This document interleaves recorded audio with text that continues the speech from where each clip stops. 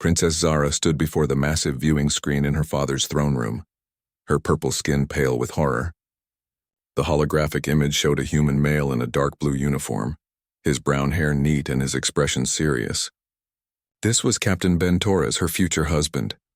"Father, please reconsider," Zara whispered, her silver eyes reflecting the cold light from the screen. "Anyone but a human." King Vex turned his massive head toward his daughter. His forearms crossed over his chest as he spoke in their native tongue. "The peace treaty demands this marriage, Zara.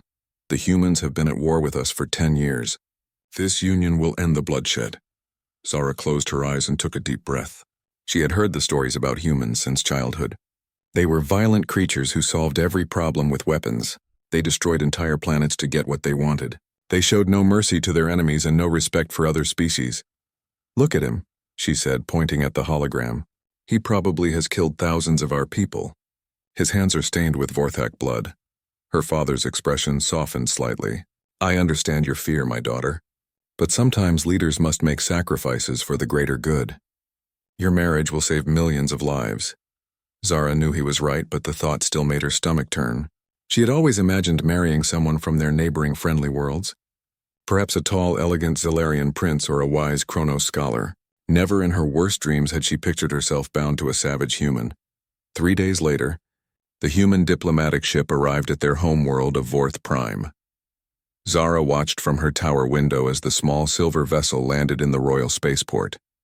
She expected to see massive war machines and armed soldiers marching out.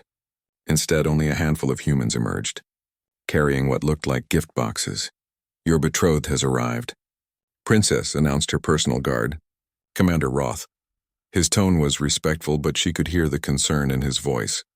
Zara straightened her formal robes and placed the royal crown on her head. The heavy golden metal felt cold against her skin. She walked slowly toward the throne room, her heart pounding with each step. The great doors opened and she saw him for the first time in person. Captain Ben Torres was shorter than she had expected, maybe 6 feet tall compared to her 7-foot frame. His skin was a warm tan color and his dark eyes looked around the throne room with genuine curiosity, rather than greed or calculation. "Your Majesty," Ben said, bowing deeply to King Vex. Then he turned to Zara and bowed again. "Your Highness, it is an honor to meet you." Zara had prepared herself for arrogance or cold political words. She had not expected the warmth in his voice or the respectful way he looked at her. Still, she kept her face blank and said nothing. Ben seemed to understand her silence. He gestured to his small team, who stepped forward with their packages. "We brought gifts from Earth and the human colonies," Ben explained. "We spent months learning about Vorthak culture to choose appropriate presents. The first gift was a collection of rare crystals that grew only on human worlds. But instead of the usual flashy gems that most diplomats brought, these were healing crystals that Vorthak healers prized above gold." The second gift surprised Zara even more. It was a beautifully crafted music box that played traditional Vorthak lullabies. When Ben wound it up, the familiar melody filled the throne room. Zara felt tears form in her eyes as she remembered her mother singing the same song to her as a child. "How did you know this song?" she asked, speaking for the first time. Ben smiled gently. "I studied your people's history and culture for months before coming here. This lullaby is mentioned in several of your ancient poems as a symbol of peace and hope. I thought it might be appropriate." King Vex looked impressed despite himself.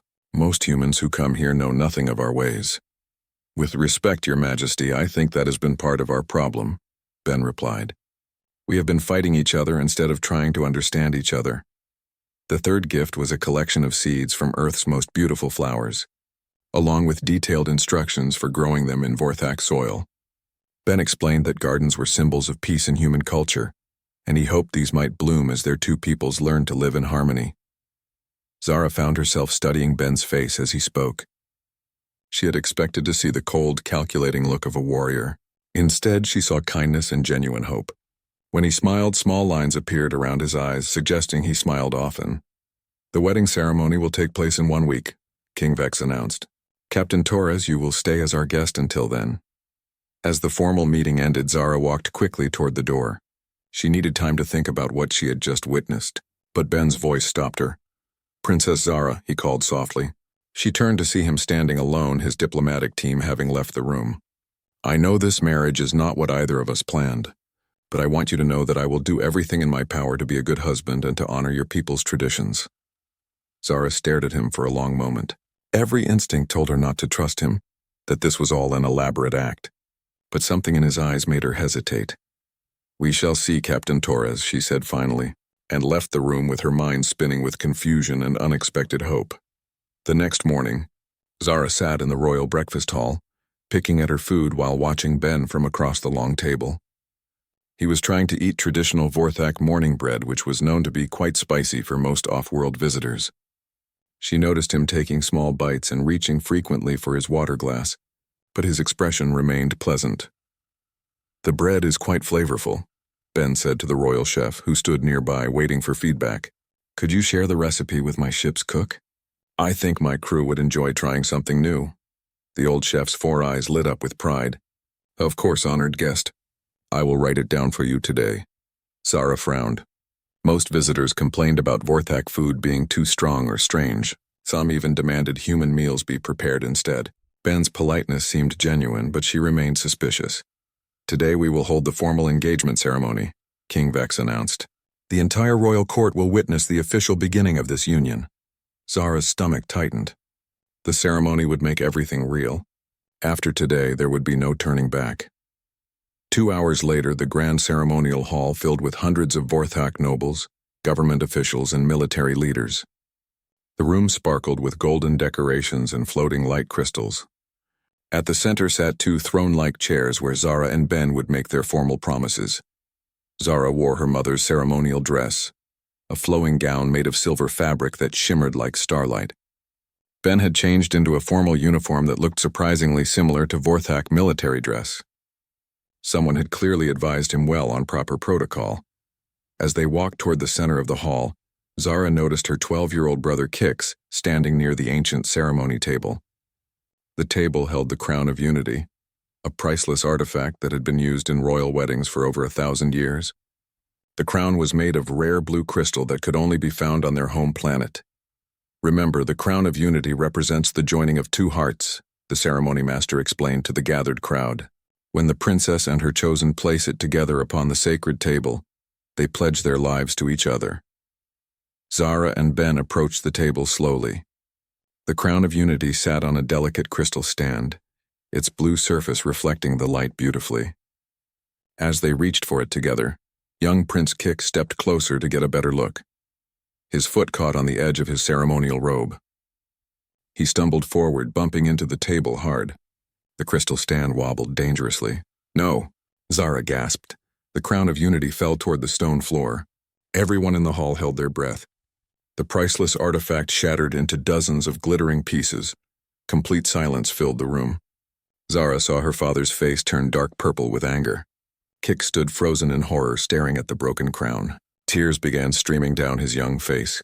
"You foolish child." King Vex's voice boomed across the hall. "Do you understand what you have done?" Kix began to shake. Zara knew her father's temper well. The punishment for destroying a royal artifact would be severe, even for a prince. But before King Vex could say another word, Ben moved quickly. He knelt down beside Kix and placed a gentle hand on the boy's shoulder. "Hey, it's okay," Ben said softly. "Accidents happen to everyone." "But I broke it," Kix whispered. "I broke something that cannot be replaced." Ben looked around at the scattered pieces, then smiled kindly at the young prince. "You know, when I was about your age, I broke my grandmother's favorite vase. It was the only thing she had left from her own mother. I cried for hours because I thought she would never forgive me." "What happened?" Kix asked, wiping his eyes.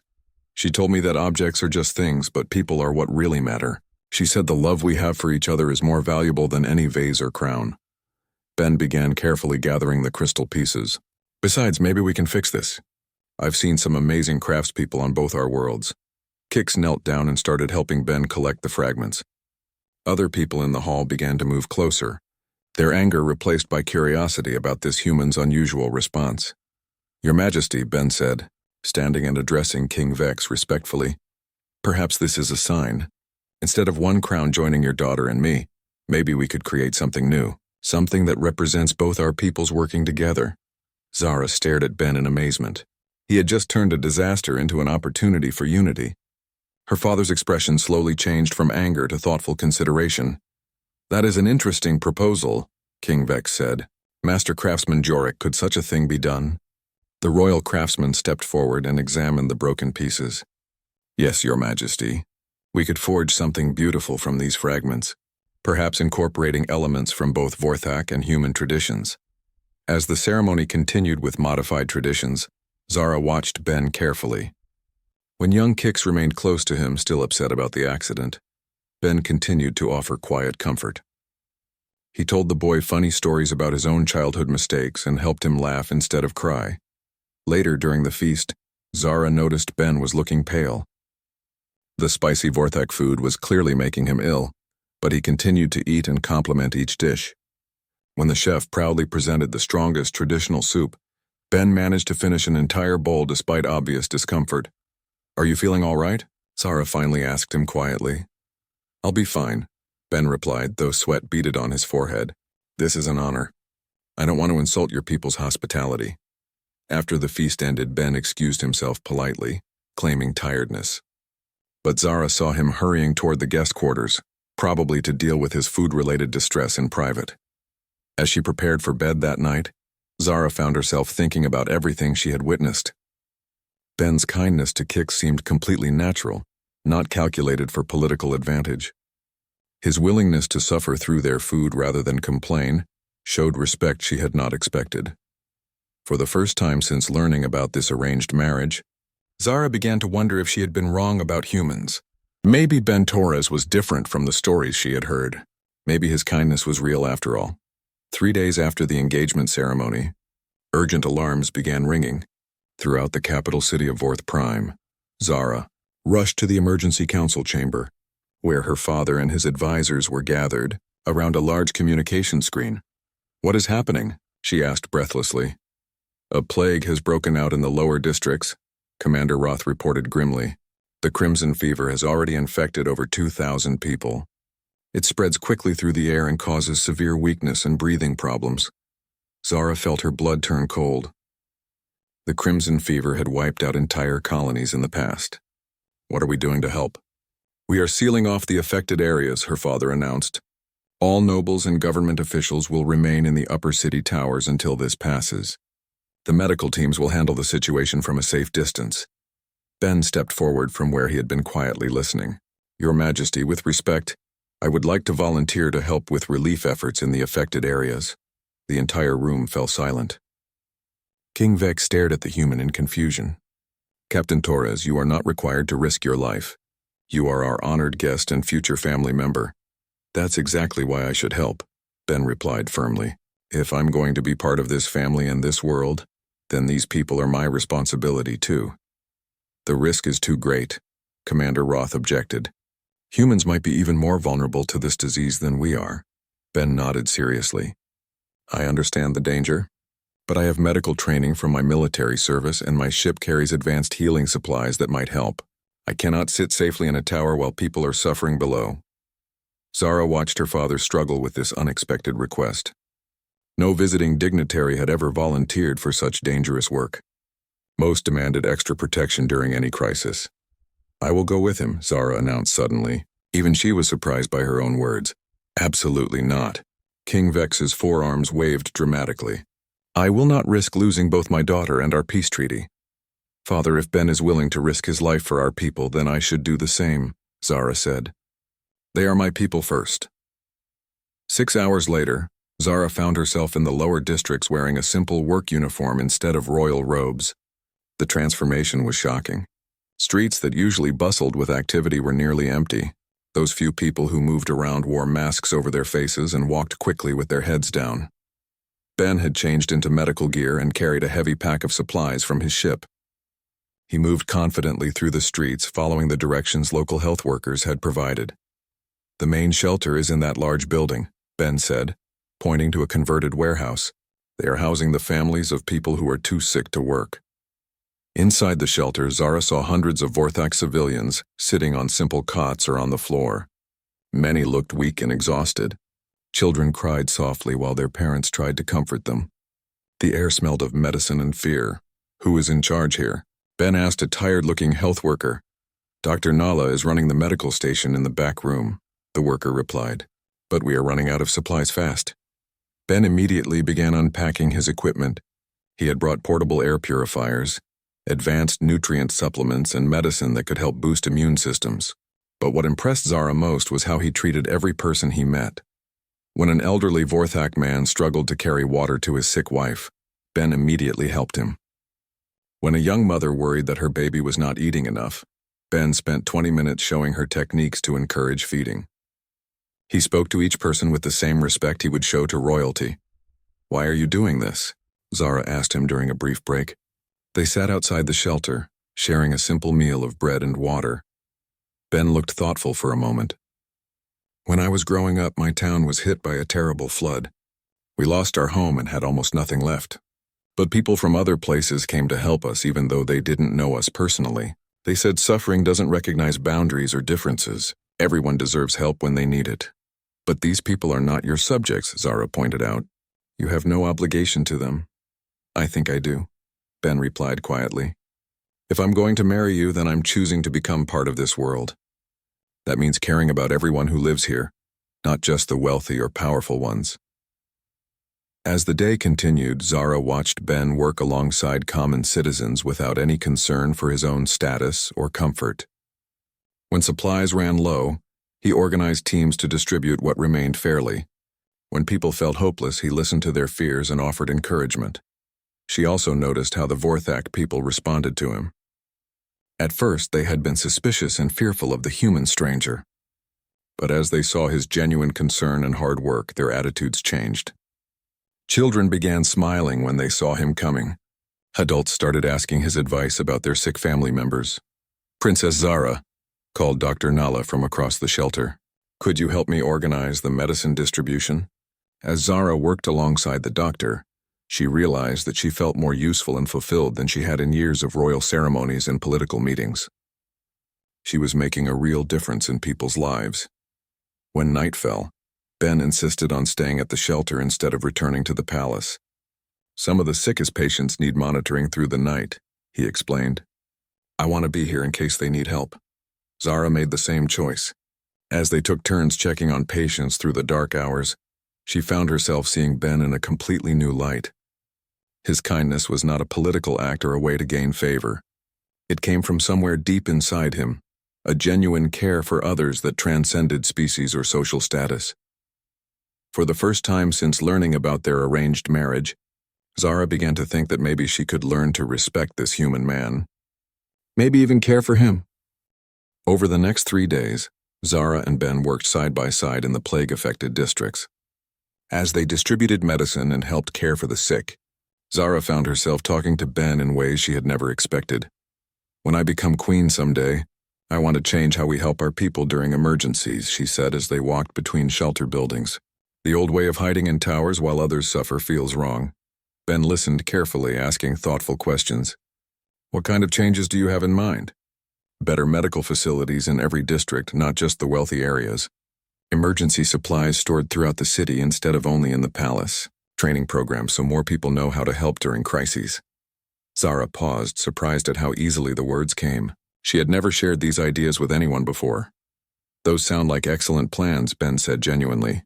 "On my home colony, we learned that strong communities take care of all their members, not just the privileged ones." Zara expected him to start explaining human methods or suggesting changes to her ideas. Instead, he asked more questions about Vorthak society and listened to her answers with real interest. "How do your people usually organize during emergencies?" he asked. "What traditions do you have that could be built upon?" As they talked, Zara realized that Ben was not trying to impose human ways on her world. He seemed genuinely curious about Vorthak culture and values. When she explained their ancient tradition of community circles where neighbors supported each other, he nodded thoughtfully. "That sounds similar to something we do on Earth. But your version seems more organized," he said. "How could those community circles be strengthened for times like this?" By the 4th day, the plague was finally under control thanks to the combined efforts of Vorthak medical teams and the advanced supplies Ben had provided. The number of new cases had dropped to almost 0, and most patients were recovering well. "We should visit the outer districts today," Dr. Nala suggested. There are some remote areas that haven't received help yet. Ben immediately volunteered as Zara knew he would. She had learned that he never hesitated when people needed assistance. They loaded supplies into a small transport vehicle and headed toward the city's edge. The outer districts were home to working families and small businesses. The buildings were older and simpler than those in the center city, but the neighborhoods had a warm, friendly feeling. Children played in small parks while their parents worked nearby. "It's peaceful here," Ben observed as they unloaded medical supplies at a local community center. "This is where real Vorthak life happens," Zara agreed, away from all the political complications of the palace. They had just finished setting up a temporary medical station when Zara heard the distinctive whine of energy weapons powering up. She spun around to see 6 armed figures in black masks emerging from behind nearby buildings. "Assassins!" she shouted, recognizing the weapons as military-grade plasma rifles. The attackers opened fire immediately. Bright energy bolts sizzled through the air where Zara and Ben had been standing moments before. Ben grabbed Zara's arm and pulled her behind their transport vehicle. "Who are they?" Ben asked, drawing his own sidearm. "Probably war faction extremists," Zara replied, her heart pounding. "There are still some who want the fighting between our peoples to continue. They see our marriage as a betrayal." More energy bolts struck the vehicle, making the metal glow red-hot. One of the attackers was moving around to flank them while the others kept up steady fire. "We need to get to that building," Zara said, pointing to a solid stone structure about 30 feet away. "The walls will provide better protection." "I'll cover you," Ben said. "Run when I say go." "We go together," Zara insisted. Ben started to argue, but another volley of shots made the decision urgent. "Go!" he shouted. They ran together across the open space. Zara was faster with her longer legs, but she heard Ben right behind her. Just as they reached the building, one of the assassins got a clear shot. "Look out!" Ben yelled. Zara felt a strong push as Ben shoved her the final few feet to safety. She hit the ground hard behind the stone wall and rolled to her feet. When she turned around, Ben was lying motionless in the open area, a dark burn mark across his chest where the energy bolt had struck. "Ben!" she screamed. Ignoring the continuing weapons fire, Zara rushed back out to grab him. She dragged his unconscious body behind the wall just as local security forces finally arrived. The sound of return fire filled the air as the guards engaged the assassins. "Stay with me," Zara whispered, kneeling beside Ben's still form. His uniform was burned away where the energy blast had hit, revealing serious wounds across his chest and shoulder. His breathing was shallow and his skin had turned pale. Working quickly, Zara used emergency medical supplies from their kit to treat his injuries. Her hands shook as she applied healing gel to the burns and checked his vital signs. The wound was serious but not fatal if treated properly. "Why did you do that?" she whispered as she worked. "You could have been killed protecting me." Ben's eyes fluttered open weakly. "Because I care about you," he said softly. "More than I ever expected to." Zara felt tears rolling down her cheeks as the truth hit her suddenly and completely. Somewhere during these past days, watching Ben's genuine kindness and feeling his respectful attention to her ideas, her heart had begun to change. She no longer saw him as the savage human she had dreaded marrying. He was brave, compassionate, and truly cared about her and her people. "I care about you too," she admitted, holding his hand gently. "I think I'm falling in love with you." Ben managed a weak smile. "That's the best medicine I could ask for." As medical teams arrived to take Ben to the hospital, Zara realized that everything had changed. Their marriage would not be a political burden after all. It would be a partnership with someone who understood her dreams and shared her values. For the first time in her life, she was looking forward to her wedding day. 2 weeks later, Ben had recovered fully from his injuries. The wedding preparations were complete, and the entire capital city buzzed with excitement.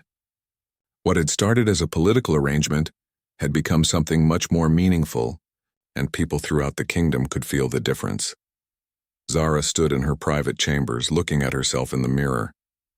Her wedding dress was made of flowing white fabric with silver threads that sparkled like stars. The design combined traditional Vorthak style with elements Ben had suggested from human culture. Around her neck hung a pendant made from pieces of the Crown of Unity that had been broken during their engagement ceremony. Master craftsman Jorik had transformed the fragments into something even more beautiful, weaving in golden threads that Ben had brought from Earth. "You look radiant, my daughter," King Vex said as he entered the room. His expression was thoughtful and proud. I must admit I had doubts about this marriage at first. But watching you and Captain Torres work together during the plague crisis changed my mind completely. He changed my mind too, Father, Zara replied softly. I was so afraid of marrying a human because of the stories I had heard. But Ben showed me that kindness and compassion are not limited by species. He has a good heart. Her younger brother Kix bounded into the room wearing his formal ceremonial outfit. Sister, everyone in the city is talking about your wedding. They say Ben is the first human to ever help during a crisis instead of causing one. Zara smiled at her brother's enthusiasm. Since the incident with the broken crown, Kix had become one of Ben's biggest supporters. The boy often visited Ben in the guest quarters, and Ben always made time to listen to his stories and help with his studies. Are you nervous? Kix asked seriously. No, Zara realized with surprise. I'm not nervous at all anymore. I'm excited. The ceremony was being held in the Grand Temple, the most sacred building on Vorth Prime. As Zara walked down the long aisle with her father, she saw thousands of people from all social classes gathered together. Nobles sat next to workers from the lower districts. Military officers shared benches with teachers and shopkeepers. The plague crisis had brought everyone together, and they all wanted to celebrate this union that represented hope for their future. At the front of the temple, Ben waited wearing a formal uniform that combined elements from both human and Vorthak military traditions. When their eyes met, Zara saw the same warmth and kindness that had slowly won her heart over the past weeks. The ceremony master, an elderly priest named Father Corin, began the traditional words. We gather today to witness the joining of two hearts, two peoples, and two worlds. Princess Zara and Captain Ben Torres, please step forward. As they stood together before the altar, Zara remembered her first sight of Ben's holographic image and how much she had dreaded this moment. Now looking into his gentle eyes, she could barely remember why she had been so frightened. Princess Zara, Father Corin said, do you take this man as your partner in life, promising to stand by his side through joy and hardship? I do, Zara replied clearly, her voice carrying throughout the temple. Ben has shown me that love grows from respect, kindness, and shared purpose. He risked his life to help my people during their time of need, and he listens to my dreams for our future with genuine interest. I promise to be his partner and friend for all our days. The priest turned to Ben. Captain Torres, do you take this woman as your partner in life, promising to honor her people's traditions while building something new together? I do, Ben said, his voice strong and confident.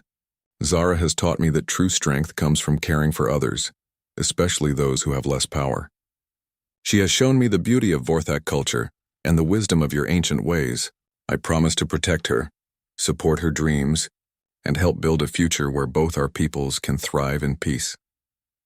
Father Corin lifted the reconstructed crown of unity, now transformed into two matching circlets. These crowns were broken and made new, just as your two peoples have been divided and now come together. Wear them as symbols of your commitment to each other and to the peace you represent. As they placed the circlets on each other's heads, Zara felt a warmth spreading through her chest. This was not just a political ceremony anymore. It was a celebration of real love that had grown from understanding and respect. You may now seal your union, Father Corin announced. Ben took Zara's hands gently and leaned forward to kiss her forehead in the traditional Vorthak manner, showing his respect for her customs. Then Zara surprised everyone, including herself, by kissing him on the lips in the human tradition. The temple erupted in cheers and applause. Music began playing, combining Vorthak drums with human string instruments in a harmony that represented their joining perfectly. At the reception feast that followed, Zara watched Ben interact with guests from all walks of life. He spoke respectfully with elderly nobles, played games with children, and thanked every worker who had helped with the preparations. Several times throughout the evening, people approached Zara to tell her how much they admired her new husband. He is not like other humans we have met, said Dr. Nala. He has the heart of a healer. He helped my family during the plague without asking for anything in return, added a worker from the lower districts. You have chosen well, princess. As the evening ended, Zara and Ben stood together on the palace balcony, looking out over their city. The lights twinkled peacefully below them, and the air was filled with the sounds of celebration. Are you happy? Ben asked, taking her hand. More than I ever imagined possible, Zara replied honestly. You showed me that my fear was based on ignorance. Your kindness opened my heart to love I never knew existed. Ben squeezed her hand gently. I love you, Zara, and I love your people. I promise to spend my life proving worthy of both. As they looked toward the stars together, Zara knew their marriage would be the foundation for lasting peace between their worlds. More than that, it would be a partnership built on mutual respect, shared values, and genuine love. Her fear had been replaced by hope, and her future looked brighter than she had ever dared to dream.